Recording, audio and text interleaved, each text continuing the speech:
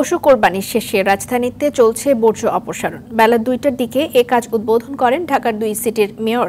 মিরপুর শের-ই-বাংলা স্টেডিয়ামের ১ নম্বর ফটকের বিপরীত পাশে এই কাজ উদ্বোধন করে ঢাকা উত্তর সিটির মেয়র আতিকুল ইসলাম জানিয়েছেন, ঘোষণা অনুযায়ী রাত ৮টার মধ্যেই সব বর্জ্য অপসারণ করা হবে। এদিকে ২৪ ঘণ্টার মধ্যে বর্জ্য অপসারণের প্রতিশ্রুতি দিয়ে বেলা ২:৩০টায় অপসারণ কার্যক্রম উদ্বোধন করেন ঢাকা দক্ষিণ সিটির মেয়র শেখ ফজলে তাপস।